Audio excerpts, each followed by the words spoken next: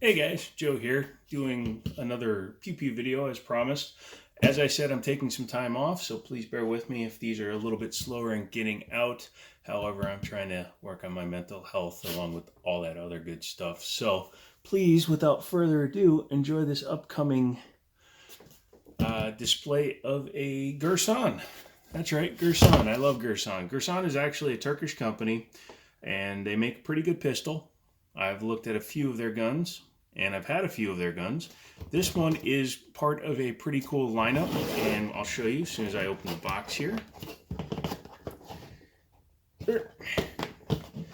Comes in a nice blue case. This is the MC1911. This is the shorty, but you'll also see that the grip here is see-through, and that's because this is a model called the Ultimate. It is not cheap for a not Colt or not Remington or not Springfield brand. It's 650 bucks. So it's a little on the spendy side for a 1911 of this size, but I think you'll see that it's very well constructed.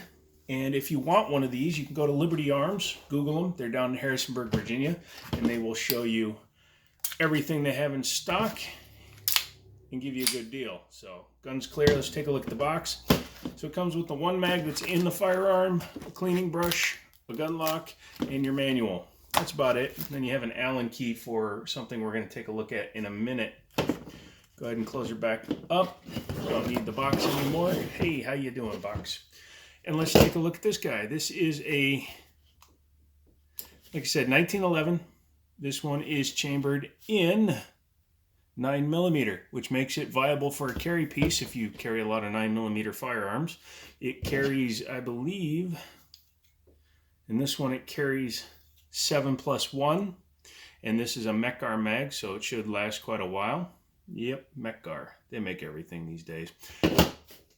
And this one is finished in FDE, flat dark earth, in other words. This is a G10 grip with, as you can see, a window in it, because the coinciding magazine also has a window in it, so that you can actually see how many rounds you have left, or at least up until there.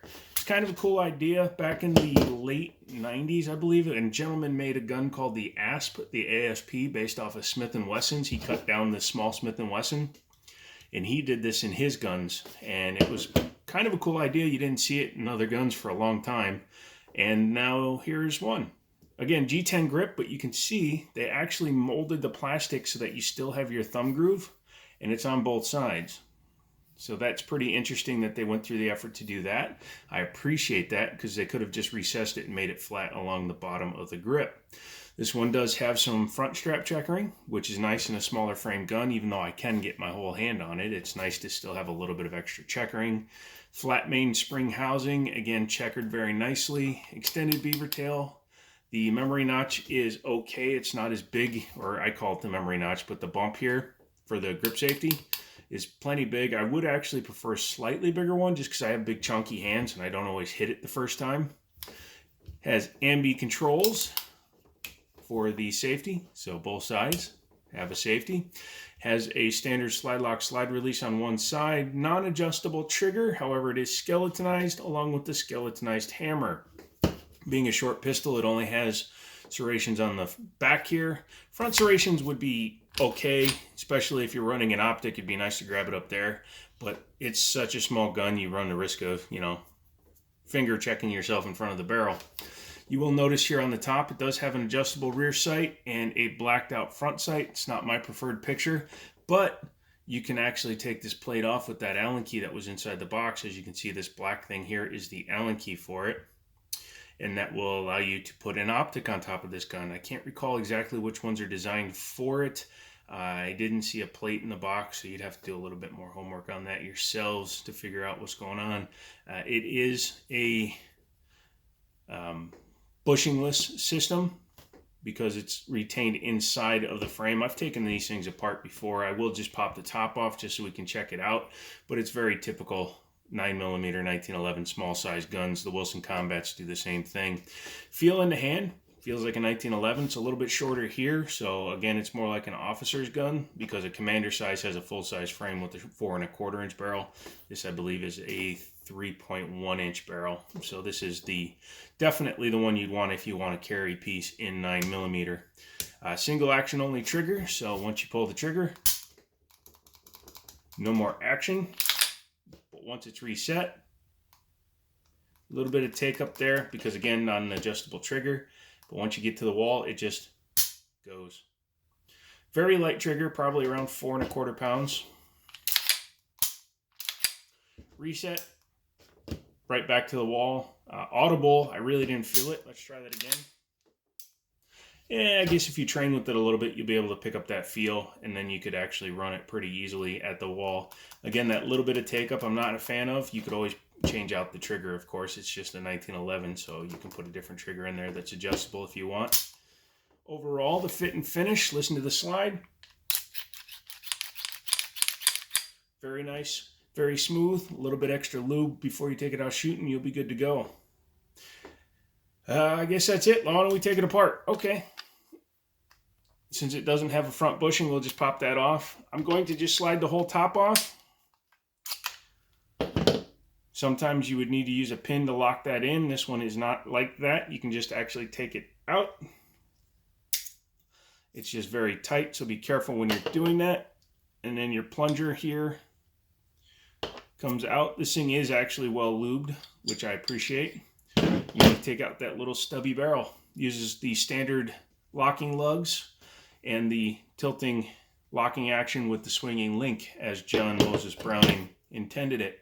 Looking inside the frame, very nicely finished inside. The coating is very even all the way through. Sitting here is your firing pin tube. This is a Series 70 style, which means it does not have a drop safety, which actually gives you a more pure 1911 feel, which is very nice. Inside the frame, also finished very nicely. It looks like they've done a little bit of machining in there. It's a little spur in there, but nothing too bad, nothing egregious. You could always just take a emery cloth and just kind of do that to it, clean it out a little bit. But that's not really a point because this doesn't actually touch the inside of the frame. Once you do that, there's your field stripped 1911. Assembly is just the reverse. Take your barrel, flip it upside down, or slide it back in. Put your link in the up position. Take your bushing, or excuse me, your plunger, and you will see that it is going to be directional. It wants to stop where it wants to stop. So just put it in there. What I meant by that is you can see this little tiny edge here. You can see on the bottom of the bushing there, or plunger, I keep saying bushing, sorry.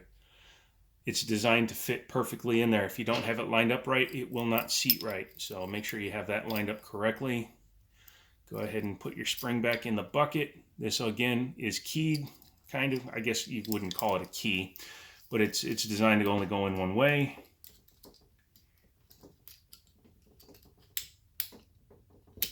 Really not the most optimal way to be doing this, but there you go. Once you have it in place, make sure your drop link comes down so that when you line it up on the gun, reassembly becomes muy easier. That wasn't Spanish. I apologize to the Spanish people. Go ahead and get your slide lock, slide release back in. Pull it out a little bit so that you don't give yourself the idiot mark. Come back here. You can start it, bring the gun back to the notch there, and just push it right in. And then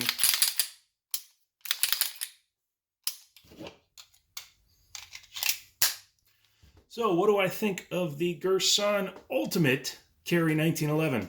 Well, if you compare it to its most recent competitors like the Wilson Combat or the Nighthawk Customs that have RMR cutouts and stuff, this is hundreds if not thousands of dollars less.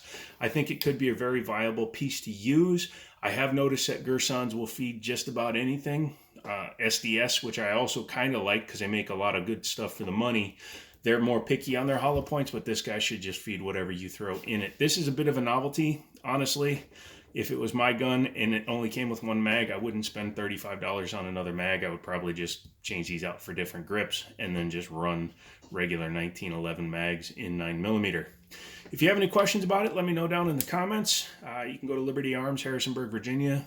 They have it. They can get them, tell them, hey man, saw it on the Jiminy show, and they will hook you up. So I'm going to get out of here. Again, 1 or 2 videos a week. I'm not pushing myself while I'm trying to recover from my mental instabilities, and we'll come back for the next one. And as always, I'll talk to you later.